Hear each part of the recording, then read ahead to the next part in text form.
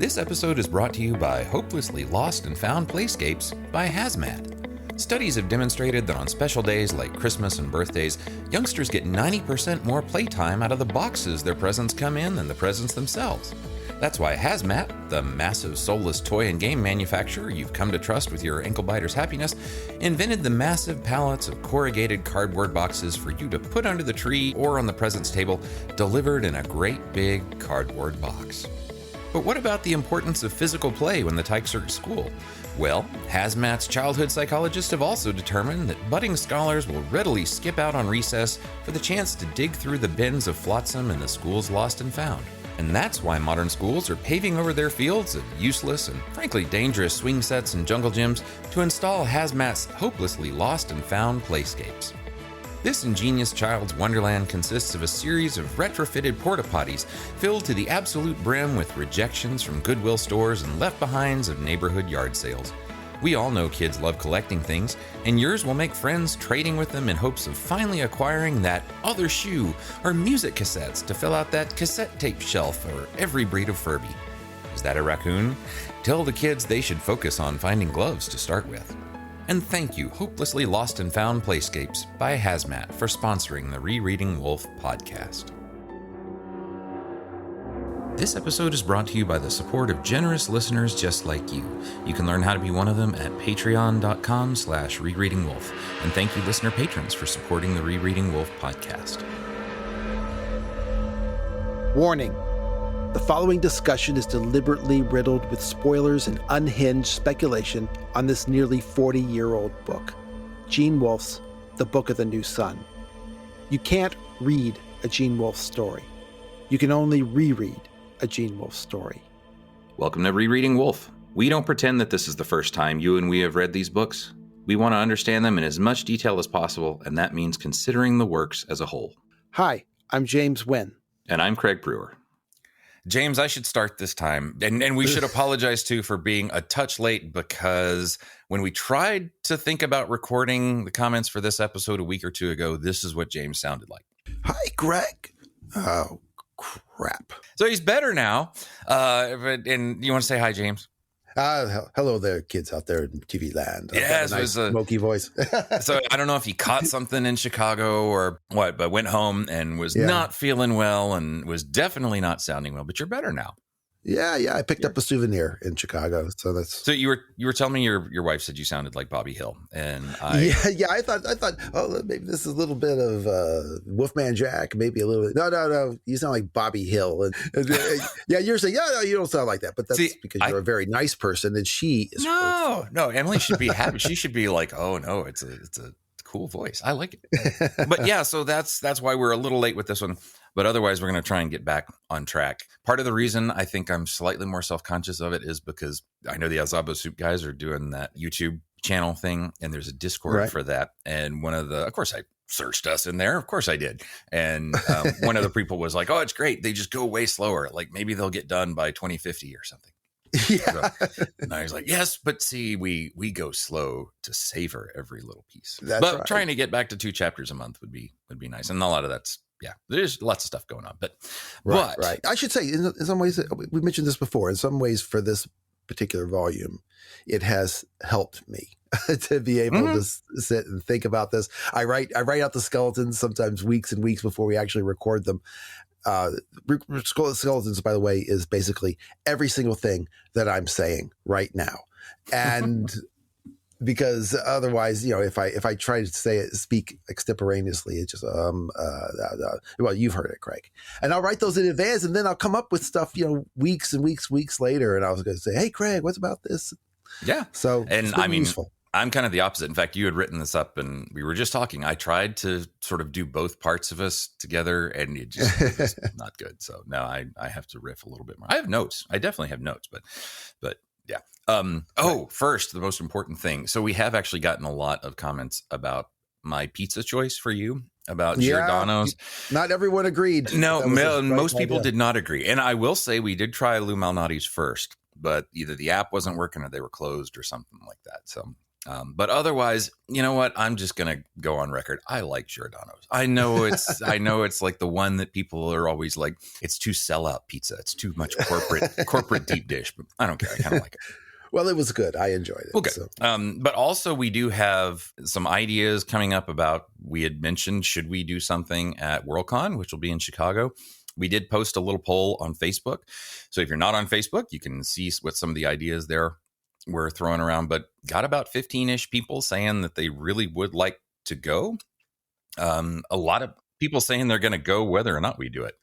Yeah. And we had some people, maybe some names people would know of. Yep. That in theory have agreed to actually go as well. Yeah. That they would be a lot of fun. Yeah. I'm trying to see if we really can get people we've interviewed, and if we can get maybe something. And we'll together. Interview. Yeah. Yep. And so we'll see if we can do that. But we're also still trying to get information on ArmadilloCon and some other things just for other options to do it. No reason we couldn't do both. Just go and see if people are there. But they can't keep us from going, Greg. Exactly. But the reason I bring it up is not just to say, hey, if you haven't checked that out and want to speak up and see if you'd be interested, please take a look. But also, if you have ideas for other cons that are around you and that are close to big places where lots of people might come, airline hubs in particular, let us know, because it would be fun to, just an excuse to, for me, it's an excuse to travel somewhere other than just for my kids' games all the time.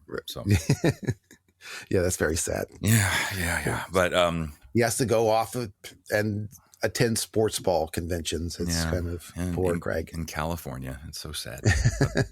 But okay. So we are ready. We're back. We have a long episode for you this time, and first we have lots of comments to get to.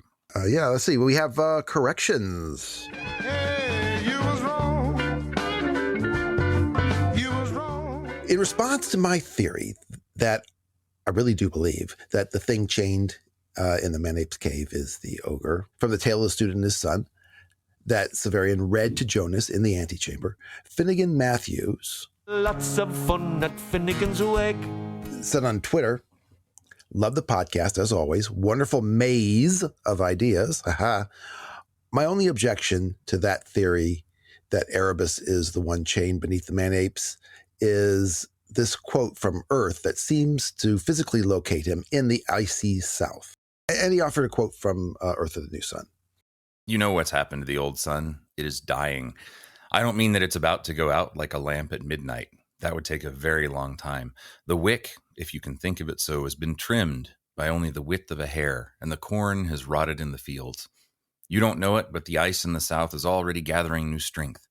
To the ice of 10 Chiliads will be added the ice of the winter now almost upon us, and the two will embrace like brothers and begin their march upon these northern lands.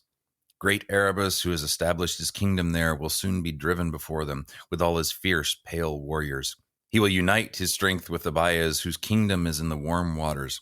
With others, less in might but equal in cunning, they will offer allegiance to the rulers of the lands beyond earth's waste, which you call Ashia, and once united with them, will devour them utterly. Yeah. Well, very good. On Reddit, Christopher Taylor concurs with this quote, and he has more to say as well. He says, "I do like the proposed connection between the thing in the Man-Ape's cave and Erebus, timeline-wise. I could imagine the time of its imprisonment being connected to the attack on Nessus that leads to construction of the wall." I actually like that too. It might actually explain why he'd be chained just outside the wall north of Nessus.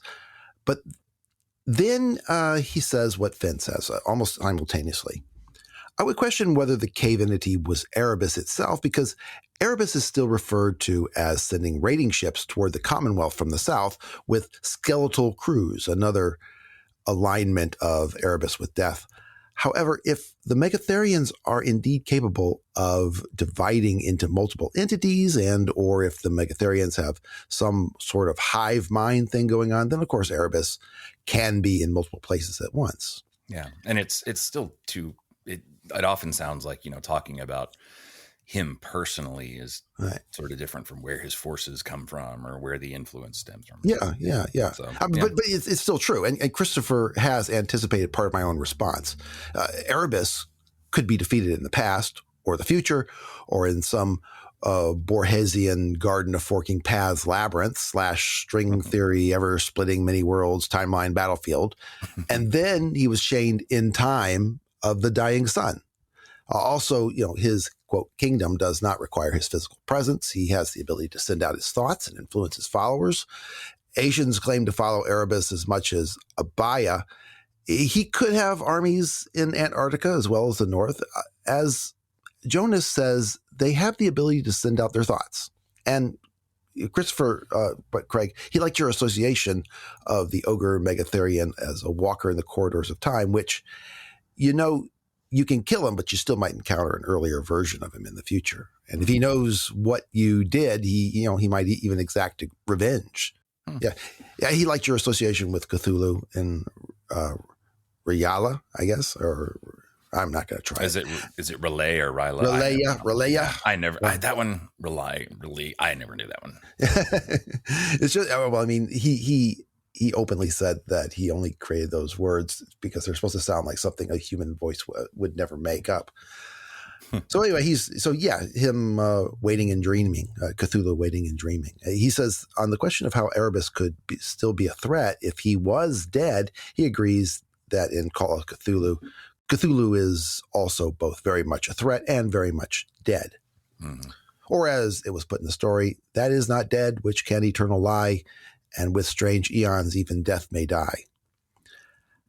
However, I think it is much more important to remember that this quote that Finn and Christopher are citing, Severian is saying this when he's imprisoned during the time of Typhon's rule. And I suppose this is not more than a couple decades or less when the Asians pushed almost to the Citadel.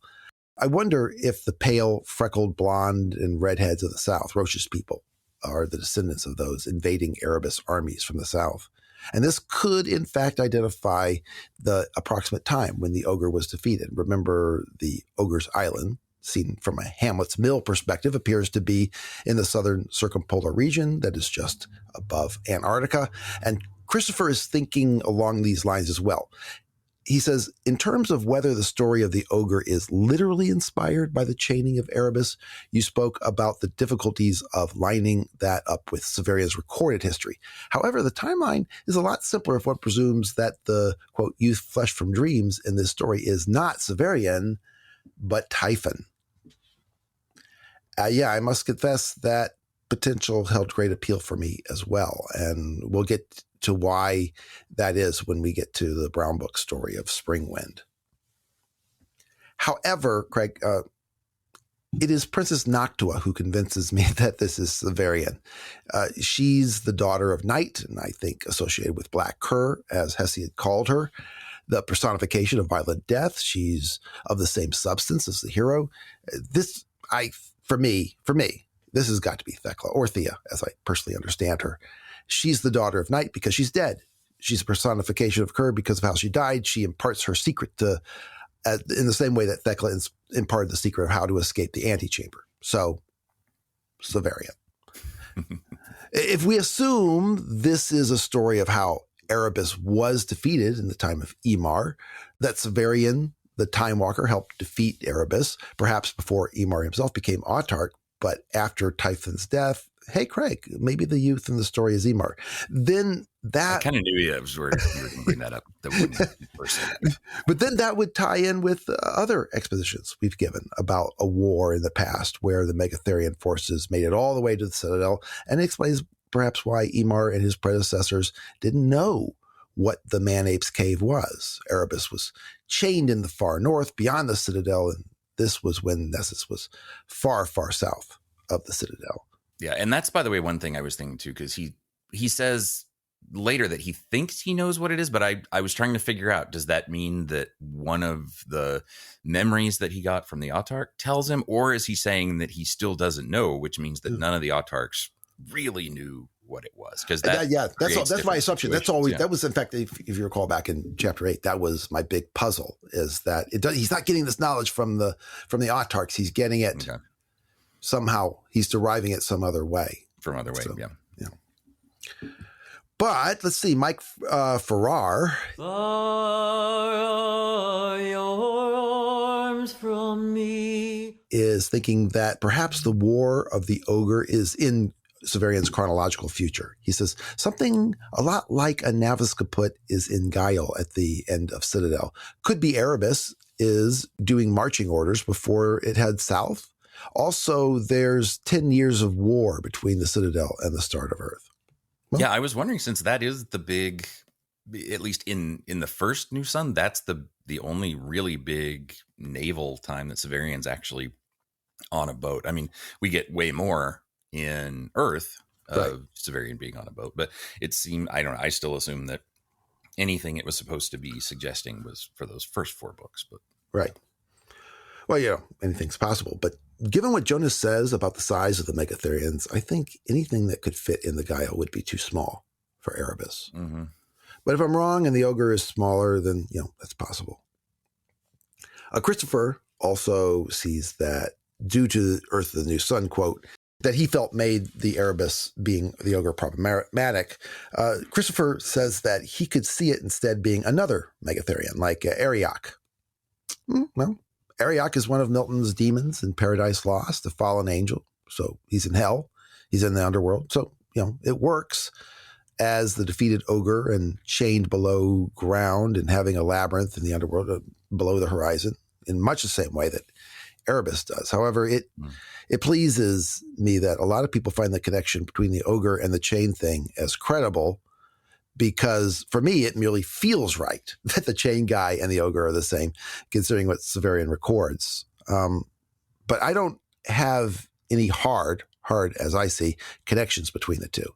Erebus, as the ogre, is different. To me, the connection is stronger. The southern circumpolar region appears to be the island of the ogre. It's over Antarctica, where Erebus forces were, as we said, at one time, and where there is a mountain of that name. The mythical Erebus was the consort of night, and so the Megatherian Erebus's name is another connection to the ogre. And Gene Wolfe pointed this out, like I said, in Castle of the Otter. So for me, it works like this. The chain thing seems best described as the ogre. The ogre is surely most definitely Erebus. Therefore, the chain thing is Erebus. It's a transitive property of Gene Wolfe. So. And as usual with syllogisms, it's all in the premises. That's right. Exactly. It's that first one you gotta convince people of. Yeah, exactly. It's once again, it's theory Jenga. So finally, Christopher Taylor has more things to say about the story association with Theseus. He says Noctua is like Ariadne, as we pointed out, but I don't think we named her. Ariadne was Minos's daughter, but Christopher has some other interesting points. Ariadne is the daughter of Pasiphae, who was the daughter of Helios, the sun, which is an interesting twist. Since Noctua is the daughter of night, Christopher says, I don't know if anything is made of this in the original Greek tradition, if anything. Ariadne and the Minotaur seem to be connected to stellar rather than solar motifs. I do find it interesting that Wolfe's reworking makes no mention of Theseus's abandonment of Ariadne, a pretty significant element of the original. Yeah, Craig, you pointed out that in Theseus, the labyrinth creator was Daedalus, and the Minotaur was the prisoner of the labyrinth. In this case, the ogre is a combination of the two.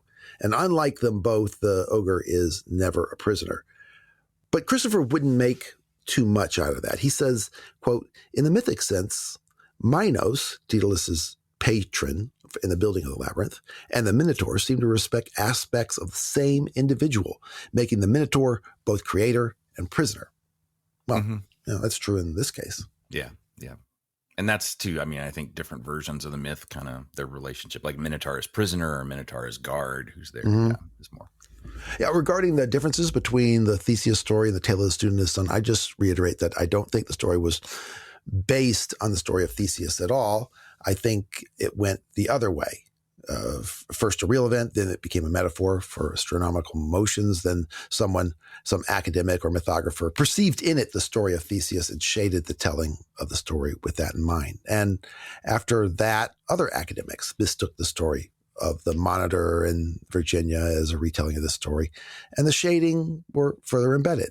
So the differences are because these were originally very different stories, but the parallels can be seen because, as astronomical metaphors, Theseus and this story tell a similar stellar behavior, and because the people who retold it perceived the parallels as well. So the end of Theseus was tacked on to this story, and even though it self-evidently did not belong there, a goof, but it might have still been related to something true in the story, and that the student, did die, and thus there's that body in the necropolis. But I was talking to... I just want to point out one thing about this, which I think is so cool, and just step back for a second, that from the story you have deduced an entire sort of history of the story that Wolfe had in mind for how this thing was created. That is my nature. Of course, never put in there. Yeah. Yeah. So, well, this is also where I can see loads of people going like, come on. I can't help it if I am a wizard. So no, but it's cool. It's the dark arts. Yes. But it's, yeah, but I mean, Wolfe leaves it open. It does leave that open. Also, Craig, you implied that it might be the case that Mark Aramidi would not be blown away by my theory. And I talked with him online, and I think we came to agree that the core problem is that I think this is a historical story with mythology, legend, and literature accreted to it. And Mark sees it as fundamentally literature with other bits of literature attaching to it. Mm-hmm. This is a common problem I've noticed, that theories appear plausible or implausible depending on how you walk up to it. Like that picture. I sent you a picture, Craig, of a Chihuahua that if it's laying down, and if it's upside down, if you do it the way it's actually originally placed in the picture, it doesn't look like anything. It looks like some sort of weird pig. And I can't even see the Chihuahua in it. But if I turn it upside down, there you go. It's a Chihuahua. Yeah. Yeah. But that's totally right. I mean, the assumption you have towards what the story is doing, I think, changes all kinds of things about what you're going to read into it or what you're going to find plausible. Yeah. So. But people weren't through talking about this episode. Let's see. On Reddit, Funky said, I just wanted to chime in and point out that the phrase whale road is actually an Old English kenning for the sea that appears in Beowulf. And Patrick DeWin on Twitter and Adrian Ian on Facebook also brought this up. Thanks, everyone. I feel incredibly bad that I didn't know that, because I had to read Beowulf many, many times. Okay. I had a sense that it was kind of a reference to Danish poetry, but I could not put that little bit of information onto the specific story. And it's with Beowulf. And well done. Yeah, good point. A kenning, Craig, is a figure of speech used for a noun. In this case, whale road means ocean. A kenning is a colorful term for regular everyday nouns. But instead of using the noun itself, you call it what it does or ostensibly does, or where it's found, or its role in the environment. For example, like calling an accountant a bean counter, or a big fat 1,000-page novel a wrist cruncher, or calling a child an ankle biter or a rug rat. So the ocean is a whale road. Other kennings in Beowulf include sky candle for the sun, ring giver for king, raven harvest for a corpse, battle sweat for blood, and light of battle for a sword. I remember we had a long conversation one time about how that light, or the sky candle example, was a cool mix of metaphor and metonymy and other uses of figurative language. So if you ever wanted to know what English grad school is like, sometimes it's hour-long conversations about 2 words. Yeah. It sounds a lot like this. So yes. Let's see. Paul Cook on Facebook also said, So exercise some judgment. Too much broth can spoil the cook. I was listening to the most recent episode of The Tale of Student and His Son, and I became aware of something that I assumed everyone else already thought or knew. You two were discussing the damage to the sun of Earth, how the worm was placed there, and who might have done it. And after reading the Long Sun books, I had come to the conclusion that it was Typhon who damaged the sun when he created the world. I assume that he basically captured and contained a piece of the sun to provide light and power for his starship, and in doing so, inadvertently but irreparably damaged the sun. I'm sure I remember reading references to that in The Long Sun, but I would have to locate them. I'm slowly moving through my second read of that series. Did anyone else come to that conclusion?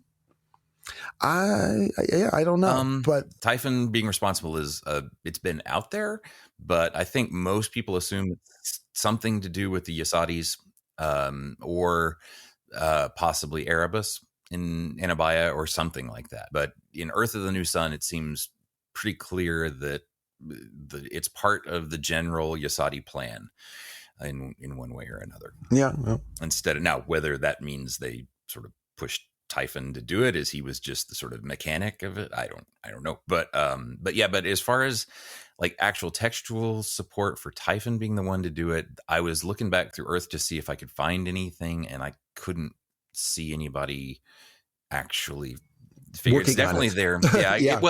It definitely comes up as a possibility, but as far as you know what specific things would make it appear that way rather than just speculation, not sure. Yeah. I don't know. I can't.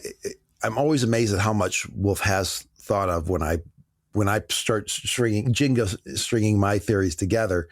But I don't. Long Sun. Once again, Long Sun, Short Sun, one of my very favorite Wolfe novels. I don't know how much Wolfe knew about Long Sun, or how much it is based on something he thought of, or whether he thought of it later. Yeah, let's see what else we got here. Nudus Magrutus on Facebook has his own Erebus theory for how he can be underneath the mountain and then chained beneath it. And his idea is, he says, Erebus is some kind of Megatherian hermit crab, a being lured by the waterways into some kind of massive cave, either natural or man-made, beneath a mountain. Like all giant beings of Earth, Erebus must grow and live, and so it is filling the niche beneath the man-ape's cave until chaining is merely involved, removing any opportunity for egress. This is a good line, though. They're like a crustacean Cthulhu. Great Erebus lies not dead but dreaming until roused by the arrival of the claw. Yeah, claw crustacean. Yeah, so that's creative. I like that one. I like the twist on Cthulhu there too. He's not a big squid. He's a crab. Yeah, he's a crab. What would have happened if we had that perspective on the? I wonder if there's one of other of Lovecraft's. Let's see, Yusagos, that is a big slug thing, or maggoty thing. I don't know. Lots of sideways walking cultists. Yeah, one giant arm and the other desiccated. I don't know. In Reddit, Michael Andre Drissi did not, as I sort of expected, rebut my Erebus ogre man ape cave theory, but he did have some very interesting thoughts about our connection between the tale of the student and his son and the Borges story, The Circular Ruins, and to my connections to this story and Hamlet's Mill. He says, tangential thoughts. If I recall correctly, Borges has a recurrent trope that the Minotaur is the creator of the maze, but double-checking is in order. Yeah, this is true. Mantis's comment inspired me to suggest for us, Craig, that our next Borges story that we do is Ibn Hakam al-Bukhari, Murdered in His Labyrinth. That story has explicit references to the Minotaur as the labyrinth builder. And Michael also notes what, to his mind, is a fundamental conflict between the labyrinths of Hamlet's Mill and Borges. He thinks this conflict is causing distracting static when you talk about them together. He says, my problem might be simply this impression, that Hamlet's Mill is about change and Borges's Labyrinth is about stasis. John Crowley wrote at least 3 times about the change from one age to another, most directly in Little Big, where, quote, the magic goes away. In ice cream terms, vanilla gives way to chocolate, but Borges, in The Circular Ruins and elsewhere, is describing something different, a grinding stasis. Perhaps the grinding stasis in between changes, but still, Hamlet's Mill is ultimately meet the new boss, same as the old boss, which seems to render the changes moot, but at the very least, the chaotic change time is still there. And well, Craig, I can't deny that. That's a credible read, and I think Wolfe is often telling the same story on different channels. like multiple phone conversations talking on the same power line. Yeah. And I agree with Manus that yeah, I think that is definitely the sort of thematic thrust that's different between Borges and Hamlet's Mill. But, the way I see Wolfe just taking things and kind of using them for his own, it's different. Like if he was writing in the full spirit of Borges and Hamlet's Mill, then I think it would be a problem. But I think he's really just, he can take different pieces of them, and it doesn't mean that, Hamlet's Mill or Borges explains what he's doing with it and what it, quote unquote means. If it was, then yeah, it'd totally be a problem. But I think he's a hijacking terrorist for sure. Yeah. It's especially with Borges, I feel like what he's doing is just taking pieces and then rearranging them in his own way. Yeah. But Michael wasn't done. On the Rereading Wolfe subreddit, he posted his own tale of the student and the sun, first Severian theory, which is fair since I did, take his insightful theory and go running into the woods with it, naked and screaming like a madman. Has Michael not had enough of dominating Wolfe conversation? I'm just kidding. Yeah. Well, it's entitled Amantis's View on, quote, the student and his son with first Severian interpretation. He says, I will start with a new son reading of the tale, and this is how the new son, the student's son, will fight over the monstrous enemies, he agrees it's Erebus, and win a victory of holy light over unholy darknesses. My Mantis, what a great Hamlet's Mill framing that is. Next, he says, the first Severian angle. Remember, Michael says that his first Severian is merely our Severian, a future version, 10 years ahead of the story. Quote, he is not from a different universe, as I say he is. He is not a different incarnation. He has altered history, which alters his own timeline, which causes certain effects that might reasonably be conflated with, quote, different universe and or different incarnation. In the tale, the student is the first Severian. He shapes and forms an idealized younger self, the hero. The hero is successful, and then the student kills himself. Let's see. Michael has two readings of the death. First matches Severian's initial theory that Epupunchau, the first Severian, sacrifices himself to save our Severian in the battle with Hildegard. So first Severian believes he's seen his own future, and he looks forward to going out in a blaze of self-sacrificing glory.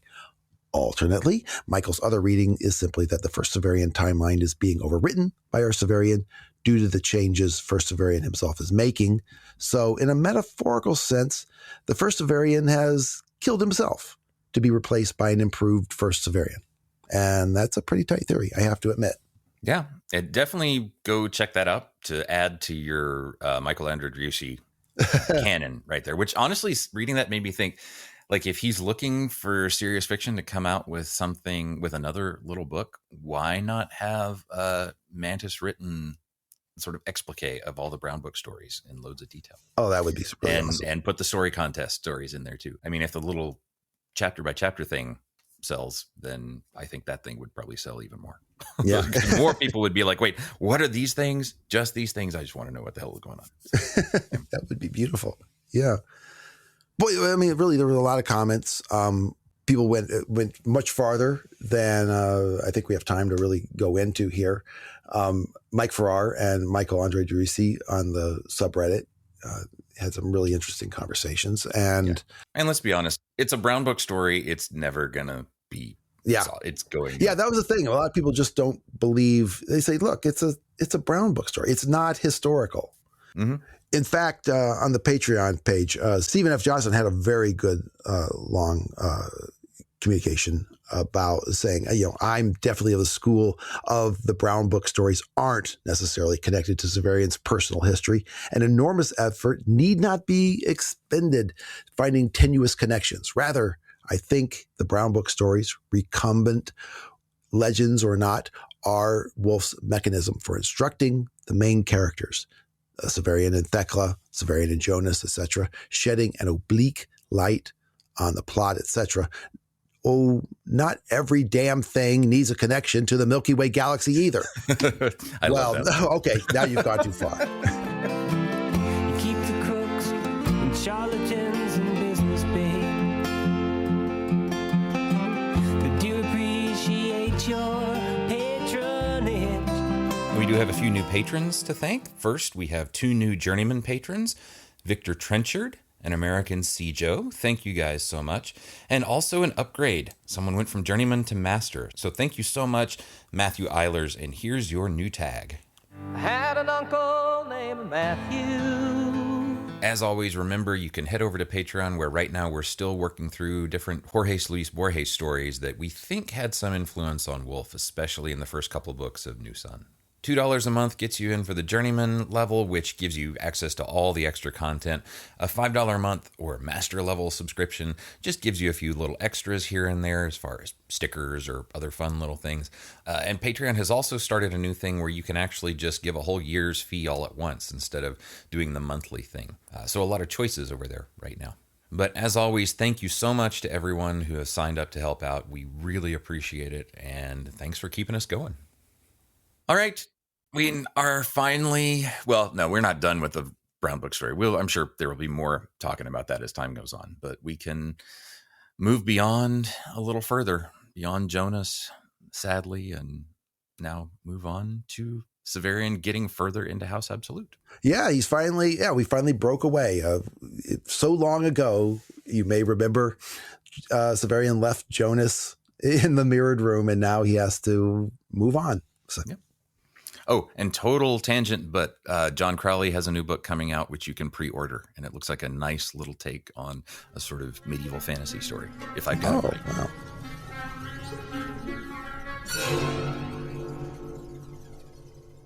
Chapter 19, Closets. Jonas has just left Severian through the mirrors. I know it's a little hard to believe because we've gone through this whole timey-wimey thing. We actually left Jonas, 3 episodes ago. But in our world, it's a few months. Yeah, that's true. But, here we are. We're now Severian, just having watched Jonas leave. And it's still the middle of the night or very early morning, well before the sun comes up. They arrived in the late afternoon, the day before yesterday. It's still around 2 weeks since Severian left the tower. It's hard to believe, but that's the truth. We're in, kind of an equivalent part of this volume that was like the Shadow of the Torture, where Severian meets Agia until Agilus's execution, where the plot just feels kind of static. It's all happening maybe in one place, or not a whole lot seems to be happening. Severian was supposed to, leave Jonas and then go find Dorcas, right? But no. First he has to get his sword, and then he has to do this, and then he's going to meet so-and-so. And it just feels like, wait a minute, when is he going to get back on to, being the lictor of Thrax? And the antechamber certainly slows things down too. Yeah, certainly. Being there, the whole mood, the whole terror that goes with it, not to mention the story that we stop exactly. The first one of the book. Yeah. Yeah, it feels like the plot is kind of in a quagmire, for some first readers. Many, maybe most, Wolfe novels for them seem to have these periods, and it bugs first-time readers. But on a second read, you can see the story developing because you know where it's going. And I'm thinking, the Book of the Long Sun, where Auk and company are in the caves. Everyone complains about that, but it's different on your subsequent reads. This time, though, you want to stop and look at all the stuff that you are kind of like, okay, whatever. I want to get on with it, know what the sort of payoff of everything is. Whereas when you reread stuff like this can be even more captivating because you feel like you have a little more time to stop and look around and look in the nooks and the crannies and the abandoned closets. Yeah, it's not like you're shopping and trying to buy, we have to get the Christmas presents, and now you can stop and, just be a tourist and look around. Yep. Yeah. And now Severian is alone in the House Absolute. He says he hasn't really been truly alone since he entered Baldander's room way back in chapter 15 of Shadow. Well, there is some truth to that. He was alone after he split with Baldander's, but, he was on the streets of Nessus, and, it's very busy. And he was alone when he traveled to the Man-Ape's cave. Well, I don't know. The Destrier was there. But I do like how he calls attention to it, right? Because the first line is, I was alone and I hadn't been. And then he lists the people and he thinks about it all as like close connections and relationships to individual people. Because he mentions Baldander's. Then there had been Dr. Talos, then Agia, then Dorcas, then Jonas. And that's kind of cool because it just singles out the way that he had been kind of thinking of things as these like series of individual relationship Yeah, moments. and little guides along the way. Yeah, right? yeah. Little guides are almost like the people are sort of the thematic, I don't know, organization of the different scenarios. Right. But also that thing about being alone again, I feel like this is one of those chapters that is very, very seriously sort of bookended by a couple different images. Like we get this strong thing about being alone at the beginning. And then when we get to the end, there's a strong thing about symmetry and about being in a place that is symmetrical and that has perfect halves on each side. Yeah. Which is kind of cool when you're coming out of a chapter called Mirrors, because in some ways it does kind of seem like what and I'm pushing this a little bit, but I think it's kind of cool that what you get here is, first of all, this feeling of being alone at the beginning, but then at the end, he's almost in a kind of mirrored situation where Severian himself isn't a reflection, but he really emphasizes that this part of the House Absolute, that there's this sort of double Right. how things look and how things are there. And we also we'll talk about it, but Odillo mentions the second house that gets not called the second house here, but he does talk about how there are strange hidden corners. And so we do get this sort of second house that is kind of like a reflection of the first, but is hidden. Anyway, there's all this imagery of doubled things and reflections, but also in the context of being alone, which means to me that I think you're kind of saying there's a suggestion here that even when he is alone, he's not alone. There's always some other thing going on, which that could be your first Severian, or that could be whatever other forces are here sort of watching over him, or there could be some other significance to it. But I just think that that's a cool kind of, it's a weird sort of framing thing in this chapter that otherwise doesn't necessarily have a whole lot of plot, but it does all these kinds of ways, I feel like, of sort of reimagining and recontextualizing all the ways that all the stuff that Severian's been through. Yeah, there's like a little trio of chapters here, right? We have mirrors, closets, pictures, and I hadn't really noticed that before, but you have mirrors. Of course, you look into a mirror, and then pictures. They're kind of can be like a mirror if you're you're looking at a picture of yourself.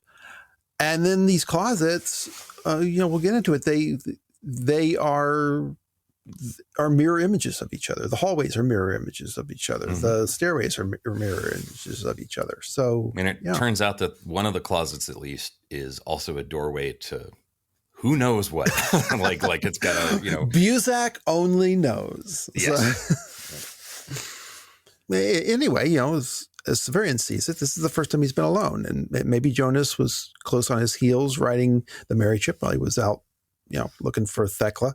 But Severian is now standing completely alone in Aneri's presence chamber, I guess, looking at a reflection of himself in one of those mirrors. There's no one here. There's no one he's on his way to meet. Theoretically, he's going to eventually get to Dorcas, but he's not even planning to go see her first. And like you said, he's thinking about how often he's been surrounded by others. But yeah, he does think about Talus's theater troupe, who he actually saw, remember, on the way to the antechamber.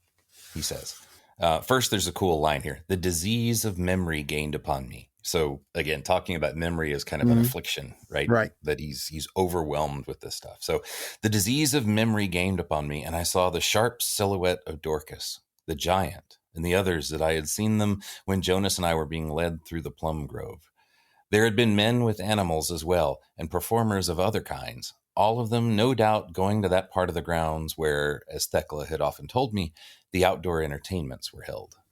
So stupidly, I think, he starts searching the presence chamber for his sword. I mean, does this look like, a lost and found?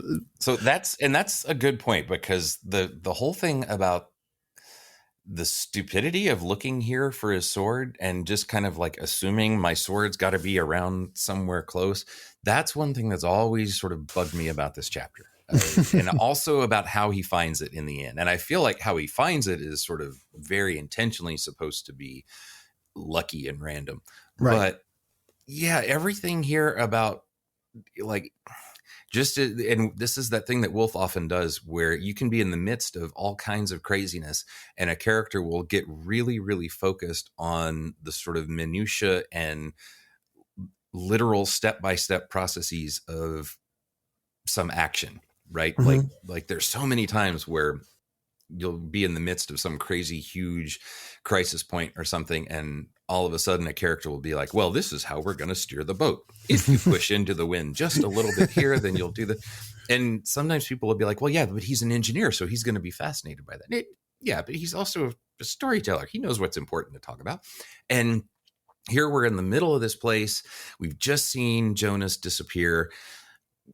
The antechamber is all around us. We just had this horribly strange story. And so what does Severian do? He starts thinking about, where would someone have put my sword? Yeah. Right. Yeah. And I know, the character he's supposed to, the sword is very important to him. He's going to talk about how it's his identity when he does find it again and how he feels like a real person again. But still, the over focus on those details seems to me like they're very intentionally not trying to talk about things that are much more important. Or I think that's probably true. Time. And that's how I feel like this whole chapter is kind of doing that. So, of course, he's kind of in a spot. He could wait till he finds Dorcas, and then he's part of the theater troupe, and then he could ask people questions. But then he would have to reveal that he's an escapee, right? He can't ask for help, so to speak. He wants to get that sword, and he feels like he can't really move on without it.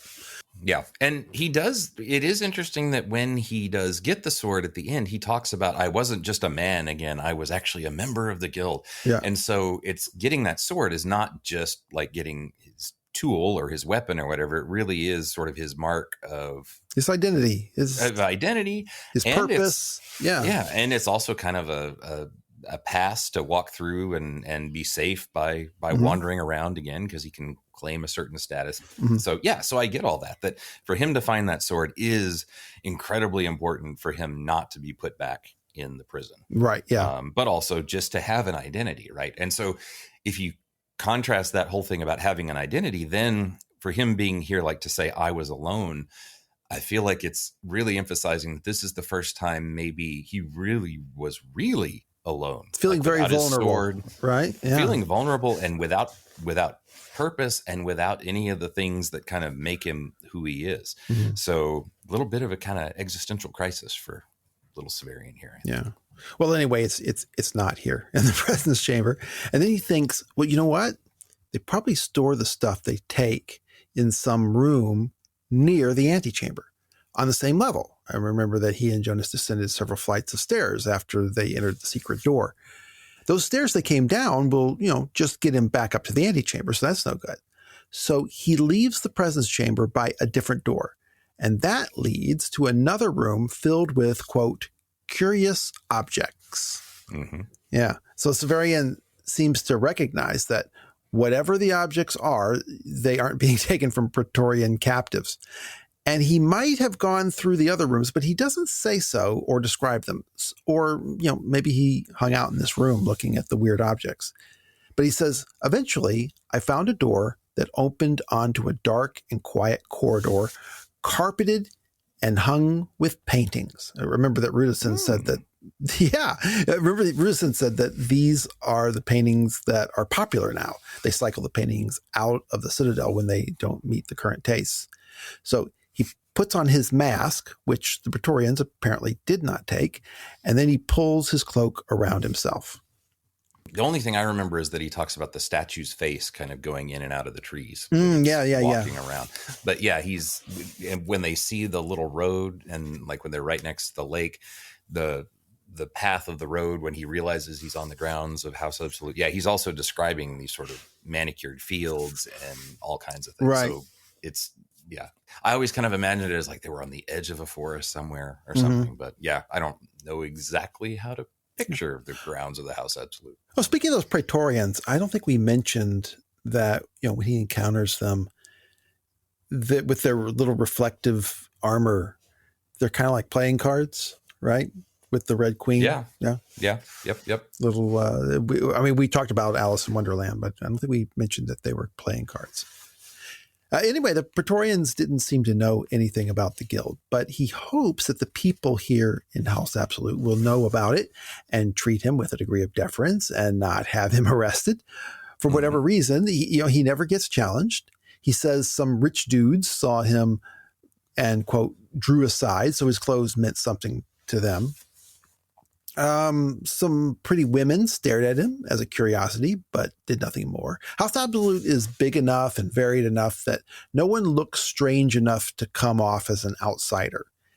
He does say, quote, I felt Thekla's memories stirring at the sight of their faces. So I guess, Thekla knew them. Yeah.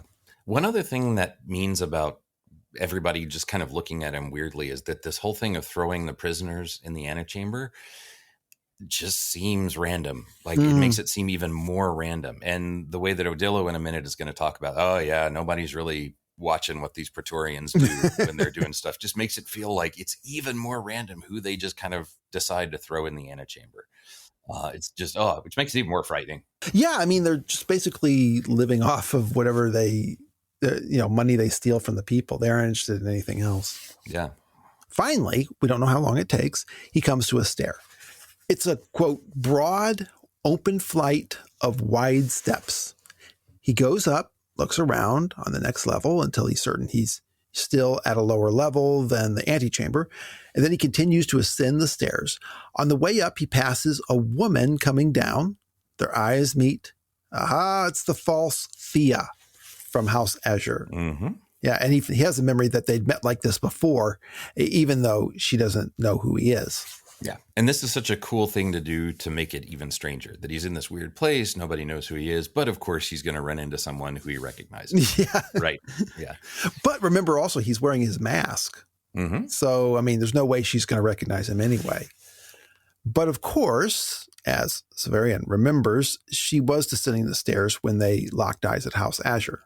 Yeah. And remember, too, this is another one of those moments of symmetry. Like I said, there's all kinds of things in this chapter where things are symmetrical or repeated or reflected. And this is precisely one of those, that it's remembering back to another time where we were on a stair and we were in the same situation and we looked at each other just like this. But he doesn't really know what it means. It's just kind of weird. Yeah. I mean, I'm anxious to apply a First Severian interpretation to this, but you can do that on your own. So I can't do everything for you. Severian mentions her, quote, cooing voice, the voice like doves, and her heart-shaped face, and, quote, the consort of Vodalus. And he says that it was, quote, the woman who looked like her and no doubt borrowed her name, whom I had passed on the stair in House Azure. So Severian decides, quote, harlots then, as well as entertainers, have been summoned for whatever feat was being organized. A feat is a festival or feast or an elaborate party. But, of course, we know that false Thekla is a Kybit, a shadow woman. She lives here in House Absolute, and she only visits House Azure at the Autarch's command and serves as a prostitute for his side gig. Right. So the fact that Thea still has a Kybit running around, even though she's, of course, run away, right? She is, I would assume, just like Thekla, now disgraced and not, a polite member of society, but they still keep her copy around as a plaything, which just seems a little weird to me. Like I would have thought that once Thea is known to be Vodalus's consort, that they would also take the Kybit away, because I thought the whole point was to have copies of these women that are untouchable. But who knows? Maybe she's not just the copy of Thea. Maybe she can stand in for other women too. I don't know. But that was just one thing that I wondered about. I mean, there's nothing in the book that says that the Kybits have to not be copies of people who are no longer at the House Absolute. But I don't know. It just seemed like an odd moment. Well, Gerlo says that they are there as substitutes for the Autarch having his way with the actual captives. But we do find out later that they have some personal use for the exaltants themselves. I mean, they're still valuable property. I'm coming to believe that they don't have any rights as persons, kind of like Ern A. Smith in the in a borrowed man, right? Yeah. So, in which case, the autarch can tell them to do whatever he wants, and presumably so could the exaltants. But if you kill them, I think maybe that would be like a loss of property. You'd have to pay the exaltants back or the family, the household for what you've lost. Anyway, that's all interwoven with my other theories about what's going on. But yeah, that's what it seems to explain why the author can just say, come with me, be a prostitute, be with these people, do this, do that. I mean, it is risky to be a prostitute. She's been beaten before, according to Severian. Yeah. Right? Yeah. So he finishes climbing, and then he realizes that he's almost exactly where the Astari were standing when he was talking to Nicarie while getting pastries from the silver cart. He's just outside the antechamber. Okay, so now he has to be careful. He doesn't want to get recognized and thrown back in, and that would be inconvenient. So he plays it cool. He walks slow. On his right is a wall with, quote, a dozen or more doors, each framed and carved woodwork, and each, as I saw when I stopped to examine them, spiked to its frame and sealed with varnish of years. In other words, these doors have not been used by design for a long time. Remember, the antechamber used to be multiple rooms where the walls were broken down into a larger room, which became the antechamber. So these doors were to those rooms that were, lost in the same way. So they're not used anymore. On the left wall, there's only one door, a big one made of, quote, worm-gnawed wood. On the other side of this door is a grotto with the giant green chimes. Opposite this door, on Severian's right, is the entrance to the antechamber. The door works, but on the wall beyond that is just, doors leading up to it that are another row of doors that are spiked shut. All right. Severian figures that the antechamber continued to grow as more people filled it and just ate up the various rooms and the entire ring. So if that's the case, I think it's cool that the antechamber was right in, I think at least, unless he really did walk far away, that the antechamber was actually in Aniri's part of or his wing. Right? Exactly. So is it the waiting room for Aniri? Like people were waiting for, an audience with him. It would almost make more sense that he's so weird and forgetful that's why people ended up having to stay here forever. Great. Thanks a lot. Or where he could keep awkward things, right? Like if somebody gets summoned from the mirrors in the wrong place, I can just go send him over there. I don't know. Yeah. No, Odillo does say that not everybody who leaves the antechamber entered it. So, yeah. So, but that's one thing that popped up when the way he describes it is that it used to be all these other chambers, but now it took over this whole floor. But it does seem to be right next to Aniri's place, rather. Right? Than, yeah. It's conveniently close. There's a secret door that goes directly to his presence chamber. Mm-hmm. Yeah. So now this is a risky place to hang around, but there's no one around. Severian takes some time to lean against the newel post of the stairs to think. Apparently, this is a spiral staircase because a newel post is the vertical support at the center of a circular staircase. So Severian considers that while two of the Praetorians had guarded him, there was one who was carrying Terminus Est. So while they were being thrown into the antechamber, this third guy would move in the direction toward where he would have put the sword. Yeah, he's like a detective here. He's trying to figure it out, what might have happened. It does work, so who am I to judge? But, wait, no. The guy had dropped behind when they entered the grotto. So he goes through the door on the left, the one opposite the door to the antechamber, the worm-gnawed door to the grotto with the giant chimes. And there's a musty odor from the corridor. He hears the gongs clanging. It's immediately very dark when he enters the grotto. The only light is from the glowing fungi on the walls of the grotto. Yeah, which is cool. And there's always like weird light sources in this one. Yeah, like right. There's that. Yeah. There's the weird thing he comments on in the closets when we get there. Yeah.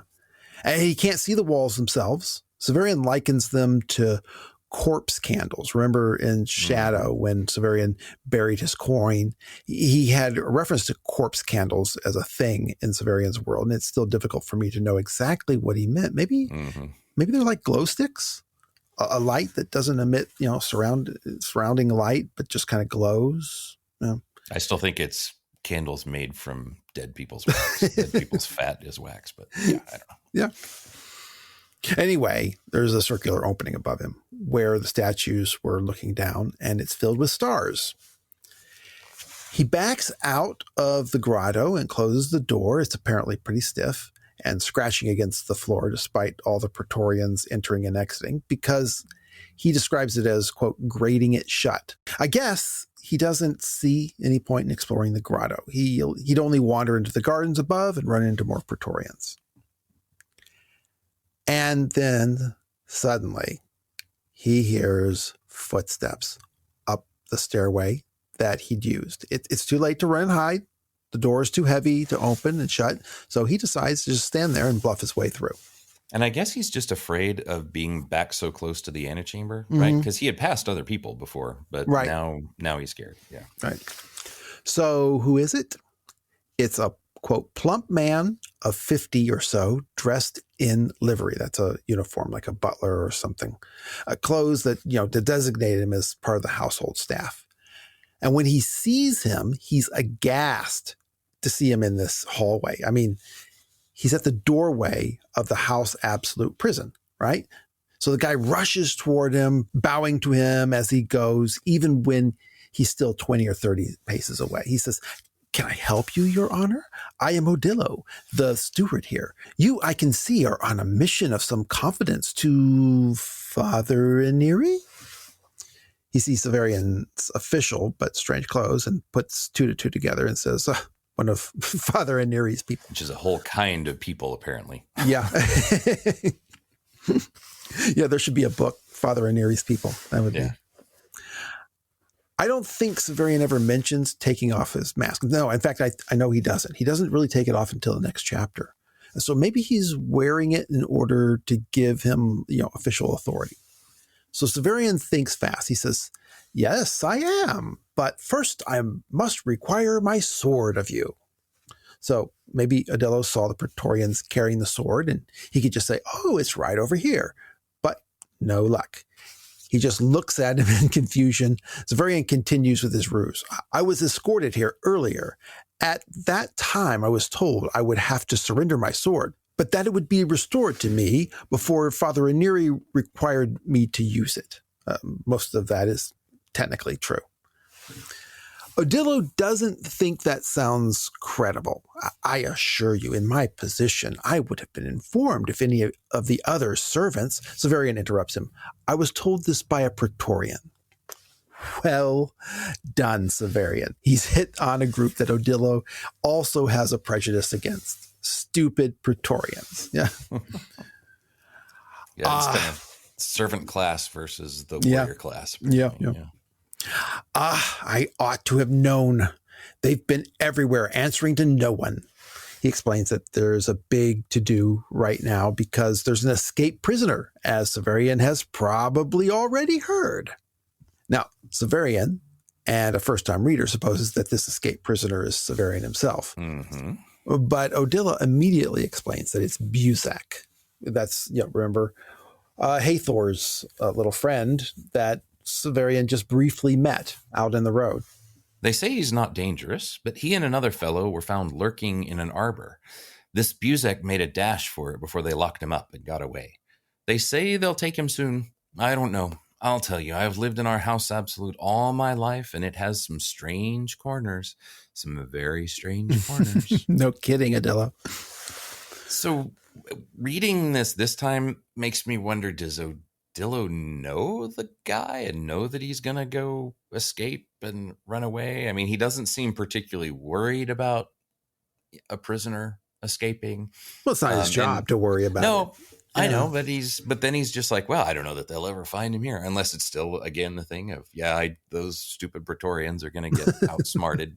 But I don't know, just everything about Buzak always confuses me. Like anything he's around just seems weird. Like seems like Odillo would want them to capture this prisoner who might be, he said they might not be dangerous, but he's like, oh no, but he's going to go hide in the walls. I'm like, well, I don't want anybody hiding in the walls of the house where I live, but whatever. I don't know. Well, let's be honest. They have a lot of things living in those walls. I guess that's true. Yeah. The wolves and other things. Yeah. Right. Exactly. He's, you just get used to that, some things. So, but Severian says, well, maybe his sword is in one of those strange corridors that Odillo knows about. Would Odillo look?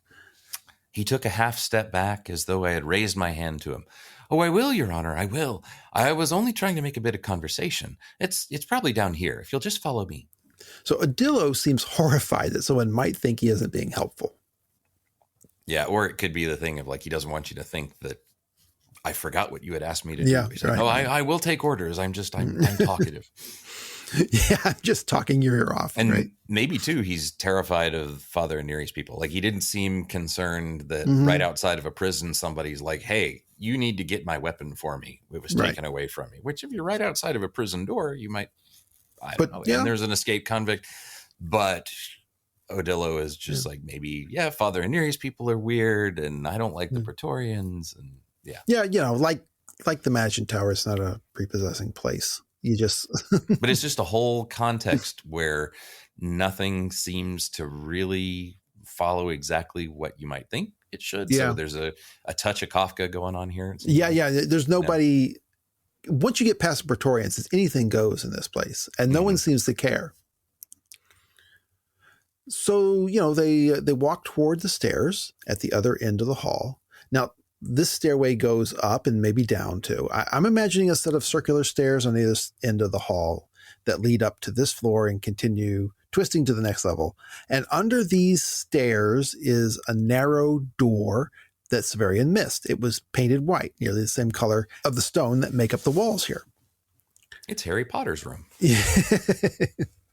So Odillo pulls out a heavy ring of keys and unlocks the door. Inside is a triangular room that's bigger than Severian expected. It goes well underneath the steps, and it's even has headroom for a loft in the back that you can reach by a quote shaky ladder. So it's bigger on the inside, and it has the same kind of electric lamp that they use in the antechamber, but this is dimmer. And Odillo says, "Wait. I'll get a candle. The regular light isn't very useful." Now, in this closet are piles of clothes and shoes. There's, quote, a pocket fork, which here I assume is like a pocket knife, but a fork instead. There's a pen case, a case to hold your quills. There's also a pomander ball. I'm not going to get fancy here. I'm just going to quote from Wikipedia. A pomander, from the French pomme d'ambre, that is an apple of amber, is a ball made for perfumes such as ambergris, hence the name, musk, or civet. The pomander was worn or carried in a vase as protection against infection in times of pestilence because, it was believed that disease was spread by bad smells. Or merely as a useful article to modify bad smells because, our ancestors' urban lives were pretty stinky. Yeah. The globular cases which contain the pomanders were hung from a neck chain or belt or attached to the girdle and were usually perforated in a variety of open work techniques and made of gold or silver. Sometimes they contained several partitions, in each of which was placed a different perfume. And people have probably seen the Plague Doctor in the last couple of years, right? It seems like Plague Doctor, the medieval or Renaissance Plague Doctor masks are all over the place. So the weird beaked masks that, if you don't know, but if you've seen some of these guys with their weird hats, but the whole idea of the Plague Doctor masks it was like a long nose, but really what you did was you put perfume or herbs or something in there as you're walking around in the plagued areas. So you wouldn't get the bad smells. Exactly. Right. And that's the thing. It's not that it was just for unpleasantness and to not have to smell it. It was actually seen as a way to protect yourself from the disease and the plague. Yeah. So Odillo explains that this is, quote, a closet for petitioners originally. When he says petitioners, of course, he meant those poor people who get thrown into the antechamber. Mm-hmm. Coats, hats, and boots. You know, those things always fill up with the things the lucky ones forget to take with them when they go. The lucky ones are apparently people who do get released. So apparently it does happen, right? Yeah, but I love how that's such a weird thing. It's not that here's where we throw all the stuff from the prisoners. It's the stuff that, when they leave, the lucky people just forget to take their stuff with them. Yeah. Right. So it's rare enough that they are called lucky, but it's not that rare. And he goes on, he says, and then this wing has always been Father Aneri's. That is to say, a lot of people come to this wing, the antechamber, in order to, petition Father Aneri, not just the autarch. And he says, and I suppose there's always been some that came to see him and never came back, as well as ones that came out what never came in. Mm-hmm. So yeah, you're right. This is a place where people come to petition Father Aneri as well. And I suppose that's, like I said, that's probably the point of the secret door. When people enter through the mirrors, they exit through the antechamber and then through the grotto. That's my guess. Odillo says that when he was a kid, the, quote, kitchen boys, perhaps young staff who worked in the kitchen or the children of the kitchen employees, when he was a kid, the kitchen boys would pick the lock and come in there to rummage for cool stuff. Odillo put a stop to that when he was put in charge, and we'll learn that his father, whose name was also Odillo, had the job of steward before him. Anyway, Odillo put a good lock on the door, but he says, quote, the best things disappeared long ago. There's such a cool little detail about I'm going to fix something that by now doesn't really. He's pretty much shutting the barn door after the horses have gotten out. Anyway, he had to give those soldiers keys to the doors, or else when they were looking for Buzek, they'd have kicked the doors down. So Odillo figures they might have put the sword in this closet. And it makes sense. They'd have done that because they treated Severian as, quote, a petitioner. But the only thing he finds is a, quote, ancient spadone, maybe from one of the original petitioners, maybe from, Kim Lee-sung brought it. Mm-hmm. A spadone is a two-handed long sword. Alternatively, ironically and unlikely, it's also a term for a eunuch. I'd like to get the word history on that. Well, if it's not here, it's probably in the guard room. Odillo can give him directions, or he can wake up a page to take him there. The guard room would not be a good idea. Severian decides to check the loft. He takes the candle and climbs the rickety ladder. He doubts the Praetorian would have put it there, but, what are you going to do? The thing is that Severian just wants to check about his options for hunting down Terminus Est. Mm-hmm. When Severian looks up in this loft, there he sees Buzek, the mysterious guy traveling with Hathor. He remembers that he had been, quote, kneeling in an attitude of intense supplication. Severian had failed to remember that Buzek, the guy the soldiers were looking for, was the name of the guy Hathor was traveling with. And likely the first-time reader had forgotten that too. Mm-hmm. But here again, when we have a way that a memory might be there, but still out of reach, Yeah.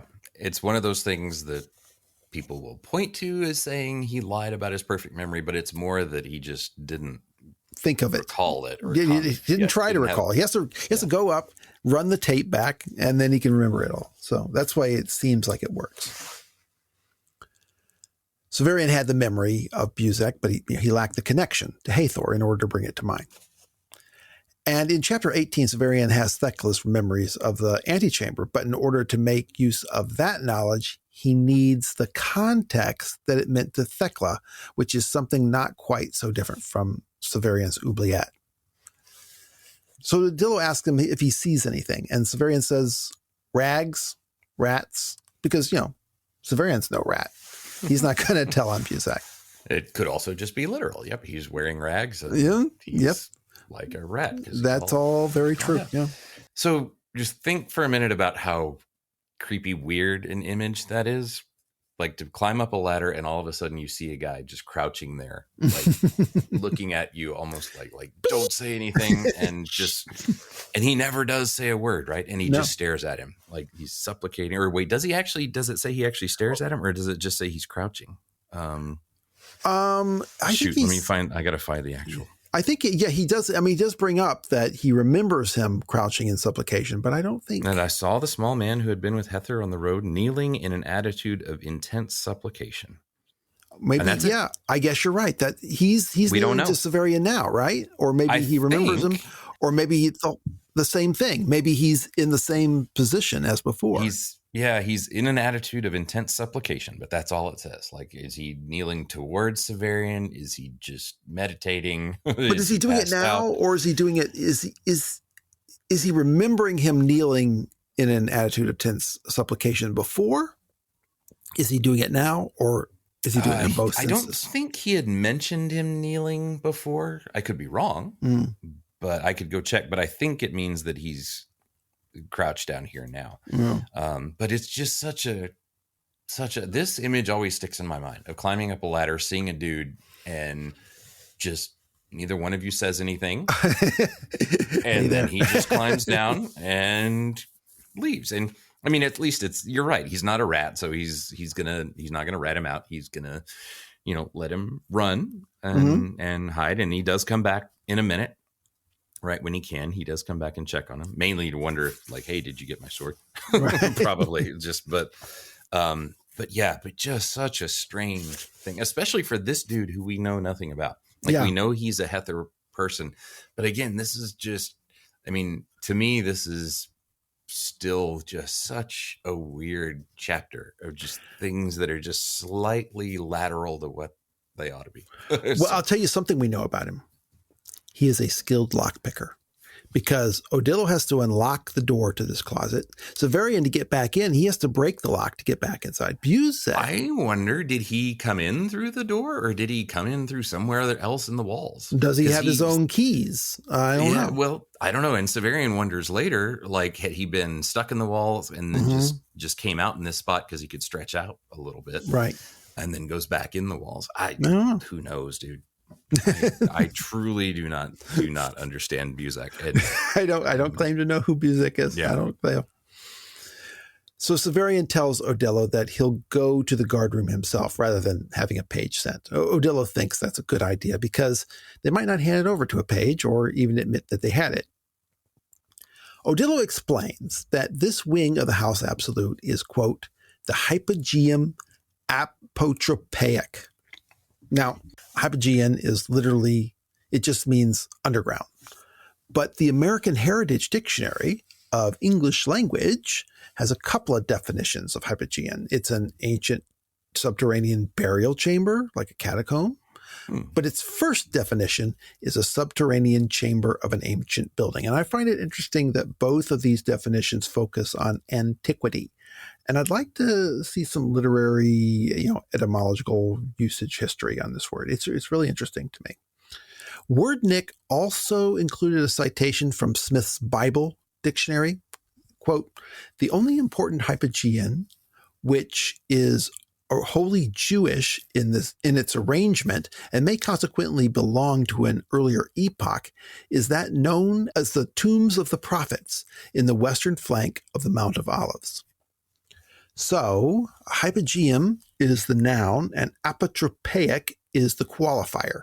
Now, apotropaic is the quality of something that has the power of averting evil influence, like an amulet or a mojo created to avert the evil eye or to ward off evil spirits. And the most surface explanation of this term, I think, is that this is the wing of the underground prison. And this is where they contain people with, quote, evil influences. Father Aniri's mirrors are here too. Perhaps this wing is expected to contain, any bad things that come out of them. People have come up with more involved explanations for this as well, such as that it was originally an underground defensive bunker, or perhaps that this is where Father Aniri keeps the strategizing of the Megatherians in check. All that could be true as well. I don't have a strong opinion. And it is true, too, that all of House Absolute is a hypogeum in some way or another, right? 'Cause it's all underground. Exactly. They'd be redundant to say so. Yeah. Yeah, but the way Odila says it is he's like, you're in the hypogeum apotropaic now, as I suppose you know. And so, but then he mentions that, so if you don't want to be stopped by the patrols, you'd better go indoors. So he's saying, like, you're in a place where they're going to stop you, right? If you're around. So you're in a place where they expect there to be threats, which could possibly explain why the Praetorians are allowed to run around and catch people. But yeah, so this is a strange, scary place. And I think once you look up apotropaic, that, something about this place is scary, or at least is supposed to be preventing scary things from coming in. Right. Yeah. Like warding off evil. Yeah. Well, from Odillo's heir's testimony in Earth of the New Sun, we can infer that Odillo is the steward specifically of the hypogeum apotropaic, which makes him primarily in the service of Father Aniri. And so I suppose that chapter 20 of Shadow, when Domnina is taken by a uniformed servant to Father Aniri's mirrored room, that is Odillo. We also know from Earth of the New Sun that the Autarch's throne room is the hypogeum amaranthine. So hypogeum can be thought of as a wing. But yeah, the way we know it's all underground, but it seems here like the way he's using it is like a wing. And the hypogeum just means a wing of the House Absolute, right? Yeah, a wing of the underground House Absolute. Yeah. Because like you say, all of House Absolute is underground. Amaranthine means undying or unfading. We've already, discussed this word in Shadow, I think, amaranthine. And that would seem to be a good kind of word for the leader, for Autarch. Yeah. Like I said, amaranthine is a word apparently coined by John Milton, derived from the amaranth, a mythical, unfading flower. Oh, cool. Right. So since Severian says he's going to the guard room himself, Odillo gives him directions. He warns him not to, like you said, take the outside route because he'll be stopped by patrols. So he says, you go up the stairway opposite to the one that he climbed, I think, up for 3 flights, and that's how far down they are. Then turn left, and I guess, the wall has pictures on them because he says, quote, follow the gallery around for about 1,000 steps until you come to the hypothrall. Now, he doesn't define this term for Severian, but luckily I'm here. It's a Latin portmanteau of 2 Greek words, hypo, meaning under or beneath, like a hypodermic needle, means a needle that is inserted under the skin, and also the Greek word aether, meaning air or heaven, so under the sky. Hyperthrall is a room or structure that's open to the sky, like the Citadel Chapel or a dome or an observatory. Yeah. So Odila warns that Severian might miss the hypothrall, so he should watch for the plants, whatever that means, and then turn right into the hypothrall and walk 200 feet, I suppose. I wonder, just one tiny thing, but I wonder if, instead of thinking of it like a gondola or something like that, maybe it's supposed to be like a room made of plants, like it's open air, but it's actually a room of plants. Because then he says, look for the plants. Well, look for the plants. Yeah. Well, we never get there. This is all pointless exposition because Severian is never going to the guard room and never would unless he absolutely had to. But he thanks Odillo and then runs up the stairs while Odillo is locking the door. And then he ducks out of sight while Odillo passes him and then goes back downstairs to the antechamber hallway. So, all right, if the sword was taken to the guard room, Severian figures he's only going to get it back by burglary or killing people. So before he tries that, he's going to make darn sure it's not right here outside the antechamber where they put the stuff that belongs to prisoners of the antechamber, which, of course, he was. And maybe Buzak saw it while he was, looking for a place to hide. And he figured that by now, the prisoners in the antechamber had found the secret door that they'd left open. They're probably running around free. One would be caught, and soon the guards would be running around looking everywhere for them. He doesn't realize that the little girl saw it, used it, shut the door behind her, and that's what I suppose, right? So he goes back to the closet. He puts his ear to the door and listens for Buzek moving about. He doesn't hear anything. So he calls for his name, not too loud. He tries pushing his shoulder to the door. He doesn't want to make too much sound. He doesn't want to make too much noise, though. But there's that thing that Vodalis gave him, the steel thing that's shaped like a knife. I don't think he's ever mentioned still having it.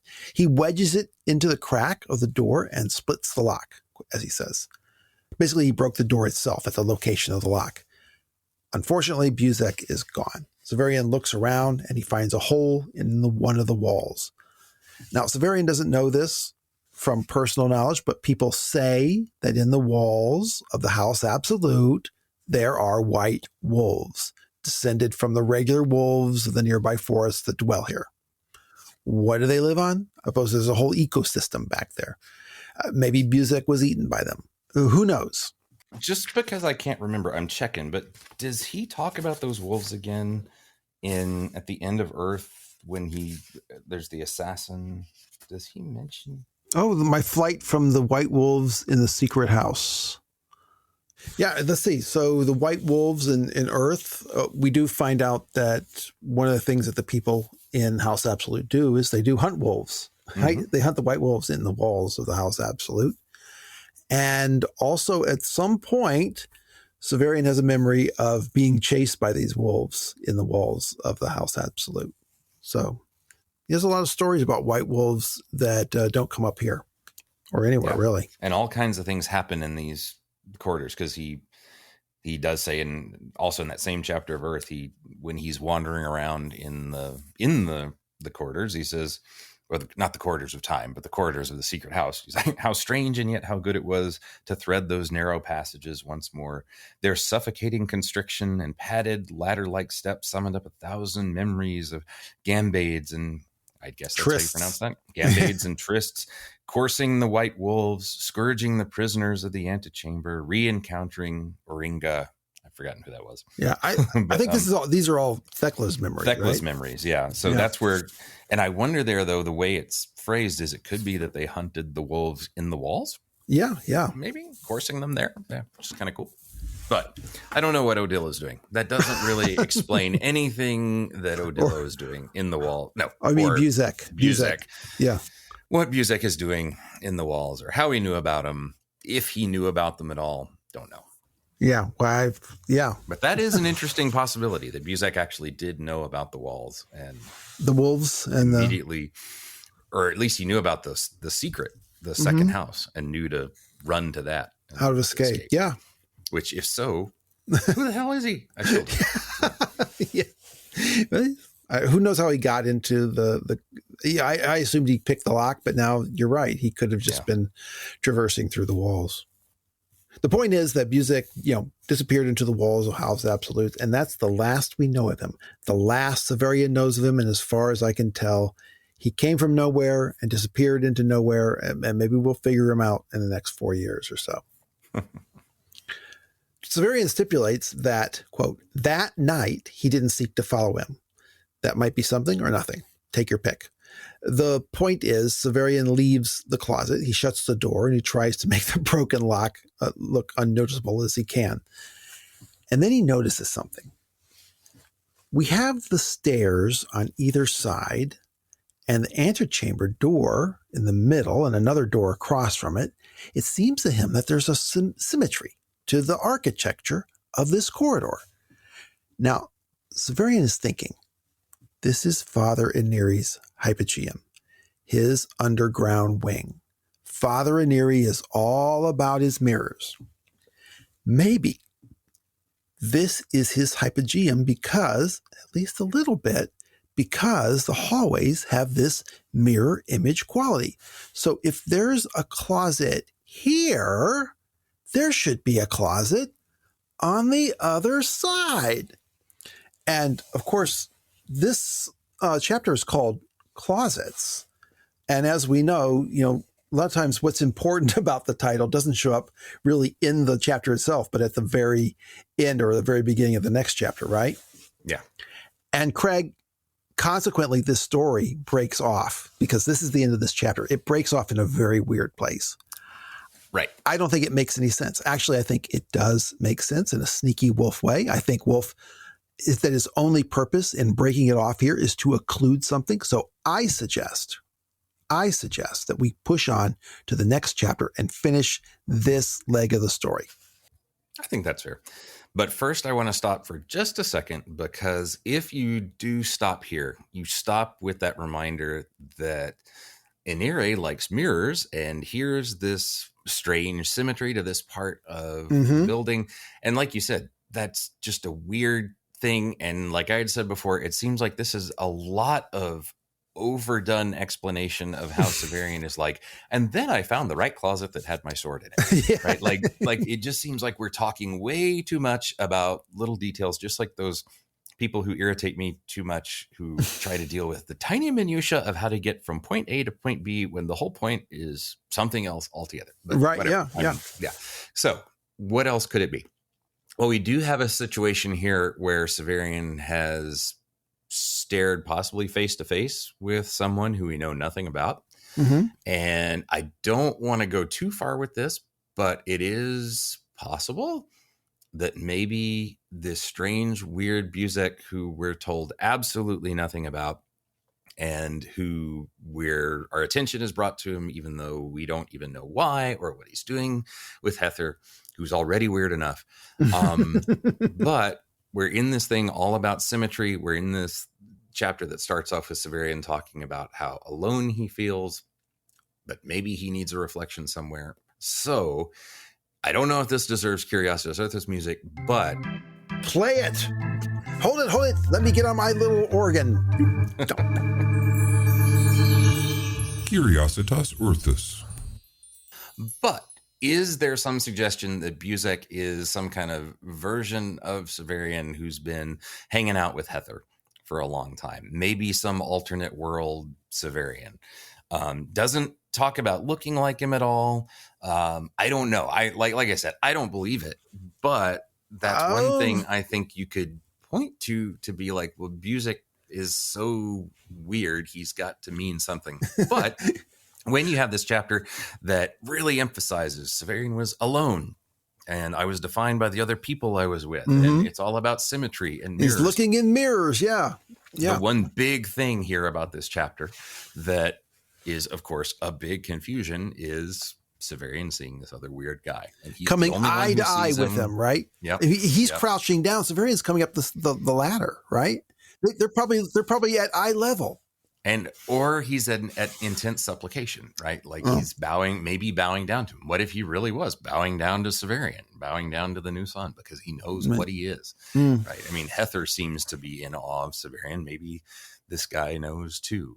Maybe it's because he's maybe not the first Severian. Maybe he's a different version of Severian. I mean, I don't know, but I do think that everything about this chapter is so understated and elusive in that weird way, but also suggestive of things that I feel like we're supposed to think about some kind of weird connection with Severian and someone else. Well, I'm always a little nervous at the everyone is Severian theory, but it works structurally. And as we're going to see, I'm in no position to become real doubtful about this particular theory, because I have my own crazy ideas about this chapter. And like I said, I don't necessarily buy it, and because I don't really like it, because I don't know what it would mean. But it's something I feel like I have to bring up as at least something that pops into or should in some way or another pop into your head, because otherwise I'm not really sure what I should be doing with all this other mirrors and symmetry imagery connected to that happens right at the same time as weird, inscrutable Buzek. No, it's kind of the same situation that Severian is. He looks at this, says there's mirrors here, there's mirrors there. There's a closet here. There must be a closet right over there. It's the same kind of thing with Buzek. Mirrors, mirrors, mirrors, mirrors. Wait a minute. Why we have Severian and Buzek looking eye to eye here up in the closet? How does this fit in the chapter? Yeah. Well, tell you what, Craig. Let's go on to the start of the next chapter and just see if anything pops up. All right. So, chapter 20, pictures. So, Severian runs to the other door. Well, this door has been smashed a long time ago. And that's the reason Odilo didn't take him there in the first place. It's not a useful place for storing anything safely. It's just not the lock either. The entire thing is smashed and there's just wood fragments hanging from the hinges. Now that Severian has broken both doors, it's fortunate that he'll soon become autark and shut down the antechamber prison. The light doesn't work either. Inside, it's just darkness and spiders. I suspect Severian has a little bit of a fear of spiders. Now, and the way you said it there, you said Severian broke both doors. We don't know if he broke this door, right? Well, no, but they're both broken. They're both broken, right? Yeah, so when he's done it, but I was wondering, we've got all these other Severians going around. Maybe sometime in the past, yeah. Had you made some logical leaps I hadn't followed? It's entirely possible. So Severian starts to walk away from the door, and then he, quote, stopped under the influence of that consciousness of error that often comes to us before we understand in the least what the error consists. He knows he's missing something, but he can't think of what it is he's missing. He thinks that he and Jonas came to the antechamber late in the day. That night, the Exultans came with their whips. The next morning, Hathor was taken and Buzik ran away. Then Odilo gave the Praetorians the key to the closet so they could look for him. So the Praetorians did not have the key to the closet when Severian came. So they couldn't have put Terminus Est into the closet. So where? This closet, of course. Okay, Craig, let me get on the organs. I also have a Curiositas Earthus. Cool. For this chapter. Yeah. 2 in 1 show. That's what happens when you combine 2 different chapters and you get to merge 2 Curiositas Earthi. More symmetry. Yeah. More symmetry. Curiositas Earthus. So, Craig, remember way back in chapter 4 of Shadow, I made such a big deal of Valeria quoting from Shakespeare's Twelfth Night. Mm-hmm. Viola, disguised as Cesario, says, quote, I am all the daughters of my father's house and all the brothers too. And Valeria says, I am all the sisters we breed and all the sons. So Viola is speaking an untruth because she has actually a twin, Sebastian, but it's not a lie because she believes her twin brother Sebastian, Viola, Sebastian, Valeria, Severian, has died at sea. So I have been saying Valeria is Severian's twin. It has to be, I think. Now, in Twelfth Night, Sebastian has actually been in the care of pirates, probably aboard a ship called the Mattachin. And Viola goes into the service of the household of a noble woman she's disguised as a man. And Sebastian shows up at this house with his best friend, a sailor. So I suggested way back then that if Wolfe is following Twelfth Night, as it seems he is, then Valeria should be disguised as Odilo. And Michael Andre Driussi gave me some light teasing over this in our first interview with him about his new book of the New Sun chapter guide. Well, however, structurally, this entire scene with Odilo hinges, as you say, on architecture, right? So structurally, this scene, like you say, mirrors the scene where Severian meets Valeria. Severian is looking for his dog and finds Valeria instead. Here, he's looking for his sword and finds Odilo instead. He doesn't meet Valeria anymore for a long time. He doesn't meet Odilo again for a long time. After they part, Severian finds his dog. After he and Odilo part, Severian finds his sword. But all this is impossible. We meet Odilo's son in Earth of the New Sun. He talks a lot about his father. It seems impossible. And yet, that scene in Earth of the New Sun only wants to make me assert again that this is true. So, chapter 45, the boat. Odilo says, I have observed, Odilo said, that in the course of life, events attain some nadir from which they are afterward elevated. That is, death comes resurrection. Anyway, he goes on. Yeah. The destruction of the House Absolute, the death of our beloved autarch, Valeria in this case, if she has not, by the mercy of the Increate, somewhere survived. And Severian answers. He says, she has survived, I told him. Believe me. When he stared at me with his eyes filled with hope, I could only add weakly, I feel it. Severian is looking directly at Odillo as he says, she has survived. Believe me. Craig, somehow, Valeria is in Odillo. I know it. I can't say how it could be, but I know it. With the new models I've come up, I now believe that Hathor ate his entire crew, and Thekla is Severian's mother and his sister, and Severian's mother is the autarch. Look, there are a lot of ways in this book that a character can be another character. So after we, did chapter 4 of Shadow, I checked out this chapter. I was looking for another mangled quote from 12th Night, and, I didn't find it. So if someone finds something from there, I'd be grateful. But for me, no bueno.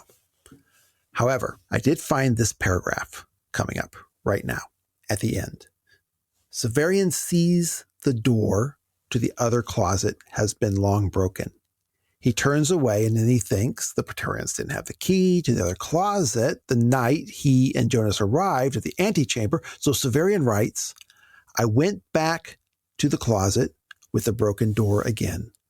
By the scant light that filtered in from the corridor, it was apparent that it had been lined with shelves like its twin. Like it's what, Craig? I don't know how, but Valeria is Odillo. She's in Odillo. I don't know. But this is a set point where we, the readers, are expected to do the work of connecting to the story. So that's something I've known that you think for a long time. And did we talk about that? Did we mention that in the show? I know. No. We only talk about it. Well, I did kind of say maybe it's going to be Odillo. I think I did say that, but okay. I didn't talk about all this stuff, but except to you on Slack. So when you first told me about this stuff, I just totally didn't buy it. I was like, okay, how do we get to that point? Because I think partly the way you presented it to us, Odillo was Valeria. And I'm like, how do you get from one? The thing is that in context, I still don't quite understand the direct connections there, but in the context, there's a whole lot of stuff that it can suggest that. Yeah, the way that chapters are written, the way that weird scene goes, there are suggestions. And I mean, let's be honest. Does anybody else have anything more plausible for Valeria? that I don't know. Or Odillo. Here, look at this weird guy. He's just like Busiek. He shows up here, he goes off. He doesn't have any other role really in this story. No, and Wolfe has a weird liking for Odillo, for this one weird servant guy. I mean, he's in the cat. He shows up a lot. So I haven't quite written you a receipt for it yet, but I'm thinking about it. So, yeah. So, all right, let's wrap this up. Closet is empty. Of the shelves, there is nothing but brackets. The shelves have been removed from it and repurposed elsewhere. And no guardsman is going to step into that cobwebby closet and get his uniform unnecessarily messy.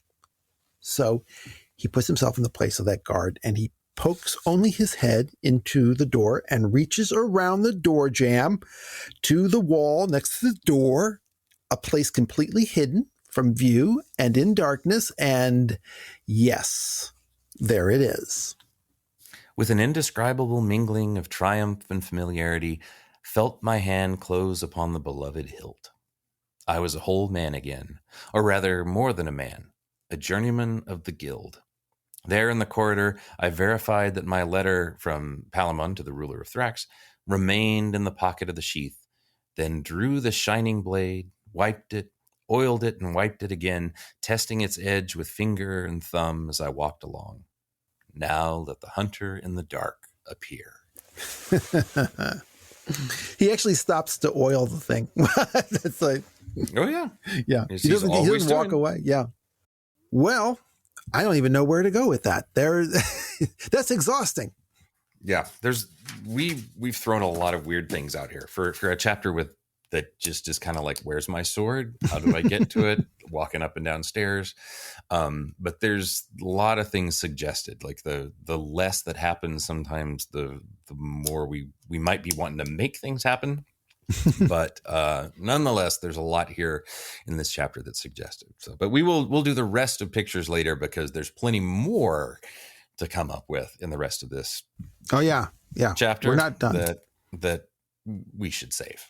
So yeah, look, you got something better or as weird as the theories we've been throwing out today, then I certainly hope you'll reach out to us with your ideas and your other comments, your thoughts, your corrections, your complaints, and that you'll bring them to us on the Facebook group, the subreddit, Twitter, YouTube, Instagram, email, or the Patreon site. And you can find out how to do all that on the show notes. Leave a review on Apple Podcast or Stitcher or on Reddit, but do tell your wolf reading friends. And until you hear from us next, may the mortar favor you. Take care. I got the devil in my closet, and the wolf is at my door. I got the devil in my closet, and the wolf is at my door.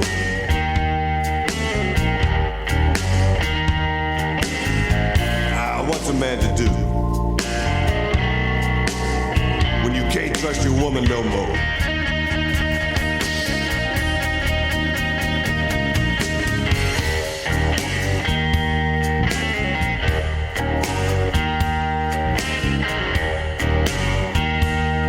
To my pride, it's very simple.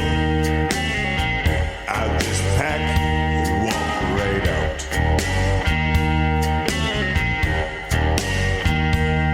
To my pride, it's very simple, babe. I'll just pack and walk right out. But my heart begged me to stay, long as there's a shadow of a doubt. I got the devil, he's in my closet. The wolf is at my door. Devil's in my closet. And the wolf is at my door. Now what's a man to do when you can't trust your woman no more?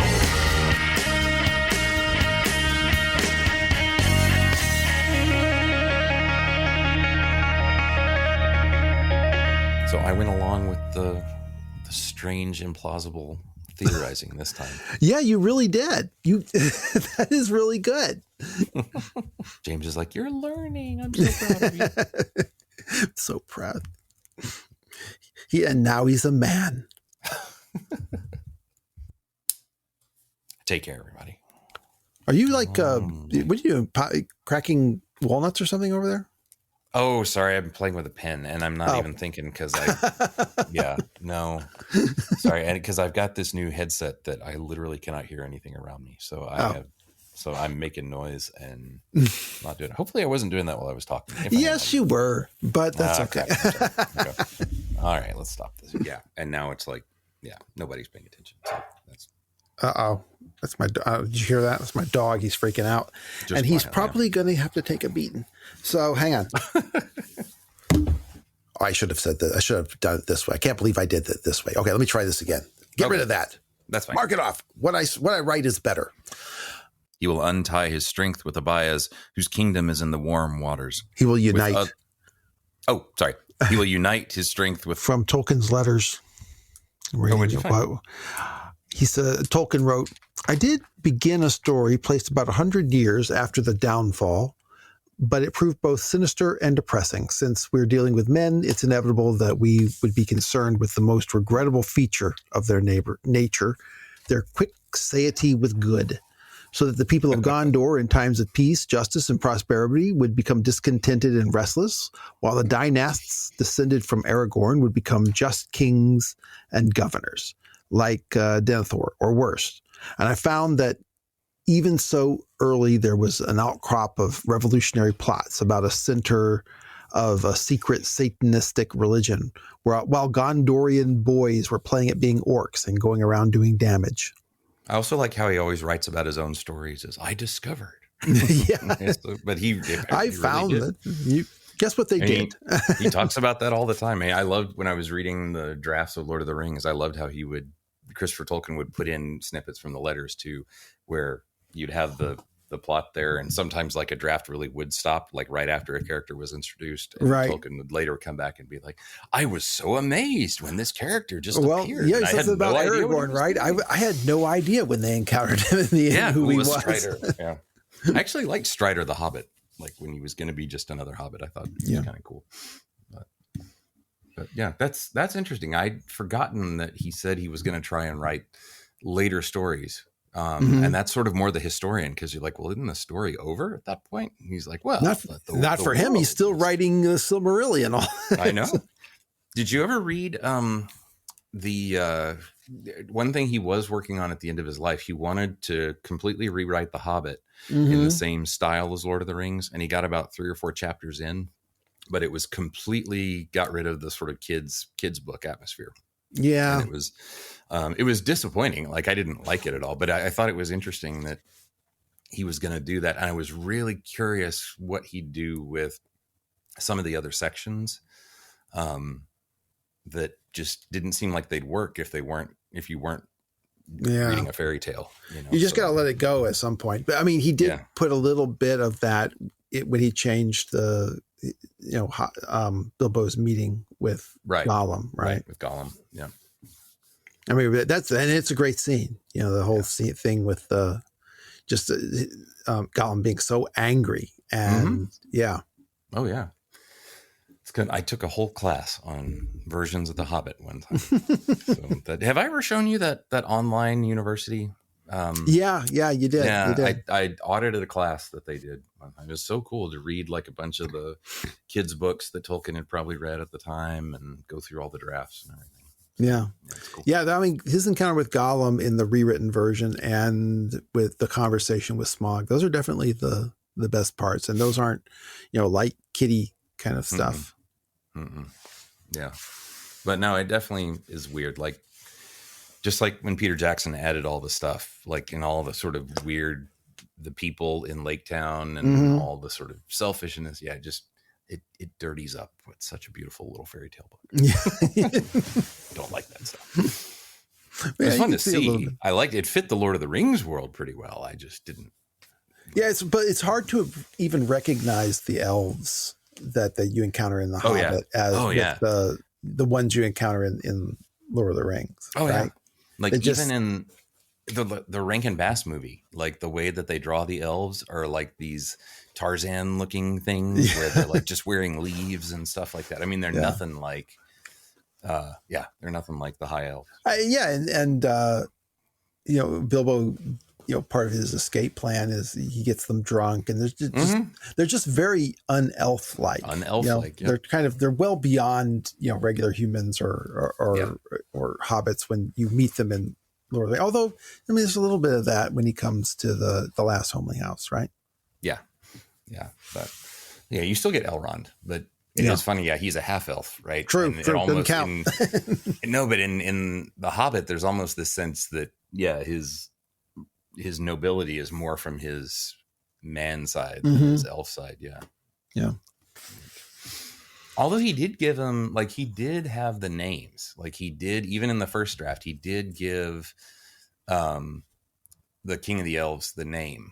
That connected him to Silmarillion. So he was thinking that way, but then the way he made him act wasn't quite. Yeah, he's very well. It's you get the idea of the enmity between the dwarves and the elves, and that's Yeah. what that is there. So I mean, that makes sense. It just it felt. It's just not the way you encounter the elves through Bilbo's eyes in that scene is just so different from the way you encounter every elf after that in Lord of the Rings. And even when it's through Frodo's eyes, right? But Bilbo was, I don't know. I mean, there are ways you could try and explain it. Bilbo was a bit more of a shut in and a hick than Frodo was in a lot of ways. But well, and maybe he just got a bad introduction to elves the first time. If he met some of the other ones, it would have been different. But that was cool. Like rereading to see how he tried to turn Hobbit into something else, and like how different the dwarves are when they show up. Like Unexpected Party is just such a weird, different chapter in that way that he wrote it, because really has none of the charm. It just has none of that sort of cool feeling of I mean, that's one thing he doesn't. That's one thing he doesn't. I suppose he probably grappled with. The fact is that if he wrote it the way he wrote it in Lord of the Rings, a lot of things that they did would not happen. It's just yeah. And it would never have sold. And they would have never asked for a sequel. No. I mean, it's short. It's nice. I like the Hobbit. Oh, I love the Hobbit. I adore it. But no, Tolkien was just, he wanted everything to fit together so well. Yeah. And I think there's even part where he wrote something to try and explain away the different tone at one point, and he didn't like that, so he decided he was just going to have the Red Book just be rewritten, or he was going to have There and Back Again just be rewritten, and so Bilbo was going to write it a different way. Which, I mean, because in the very first edition there are like mentions of trains and things like that, like if the sound you hear of a train in the distance and stuff like that. You're not supposed to be allowed to just go around and change the versions of your stories once you've published them. That's no, but he did. Yeah. All right. Okay, back to Hyperthral.